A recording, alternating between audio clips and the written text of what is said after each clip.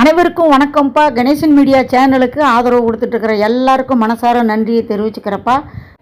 இறைவனுடைய அருளால் நம்ம எல்லாரும் நல்லா இருப்போம். மறக்காமல் லைக் பண்ணுங்கள், ஷேர் பண்ணுங்கள், சப்ஸ்கிரைப் பண்ணுங்கள், உங்களுடைய கருத்தை பதிவு பண்ணுங்கள். வாங்கப்பா, இன்றைக்கி என்ன வீடியோன்னு பார்ப்போம். சகல தெய்வங்களுடைய ஆசீர்வாதம் கிடைக்கும் சித்ரா பௌர்ணமி நாள். இன்னொரு முக்கியமான நாள் உழைப்பாளர் தினம். உழைப்பு இல்லைன்னா எதுவுமே இல்லை. எவ்வளவு பெரிய உயர் பதவியில் இருந்தாலும் அந்த இடத்துல உழைப்பாளர்கள் இருந்தால் மட்டுமே அந்த இடத்துக்கு தேவையான எல்லாமே கிடைக்கும். இது எல்லாரும் அறிந்ததுப்பா. அதனால் எந்த துறையாக இருந்தாலும் சரி, நன்மைக்காக உழைக்கும் உழைப்பாளர்கள் அனைவருக்கும் உழைப்பாளர் தின நல்வாழ்த்துக்களை தெரிவிச்சுக்கிறப்பா. ரொம்ப நாளாக இந்த பொருள் மட்டும் வாங்க முடியலையே அப்படின்னு சொல்லி வீடியோ போட்டிருக்கேன். அந்த பொருளை நேற்று நான் வாங்கிட்டு வந்துட்டு ரொம்ப சந்தோஷமாக இருந்துச்சு. அந்த பொருள் என்னன்னு பார்ப்போம் வாங்க.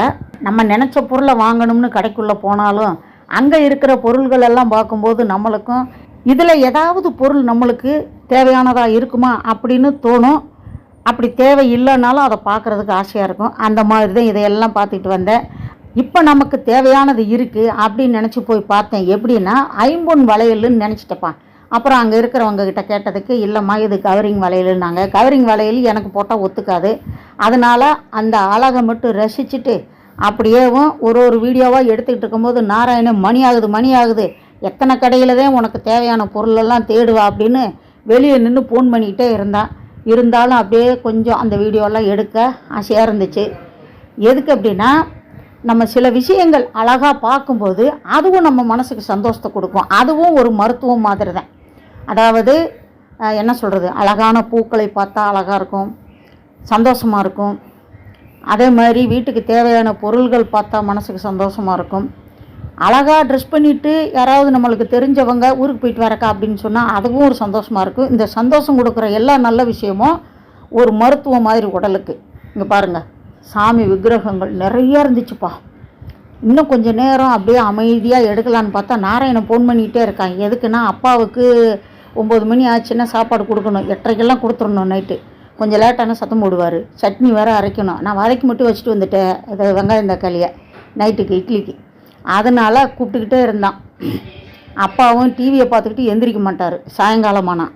அதனால் எனக்கு கொஞ்சம் அவசரமாகவே வீடியோ எடுத்துக்கிட்டு இருந்தேன். இந்த குட்டி குட்டி பூ இதெல்லாம் பார்க்கும்போது அழகாக இருந்துச்சு.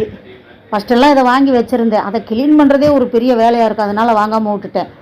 ஆனால் தேடி எனக்கு கிடைச்ச பொருள் கிடச்சிருச்சுப்பா. அதாவது எனக்கு நினச்ச பொருள். இந்த பொருளுக்காக தான் இன்றைக்கி, அதாவது இந்த வீடியோ எடுக்கிறது 3வது கடை.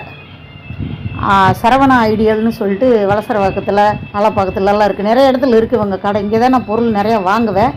அந்த பாருங்கள், ஒரு கண்ணாடி டம்ளர் மாதிரி இருக்கும். அந்த பொருள் இந்த ரவுண்டு போட்டு காட்டியிருக்கேன் பாருங்கள்.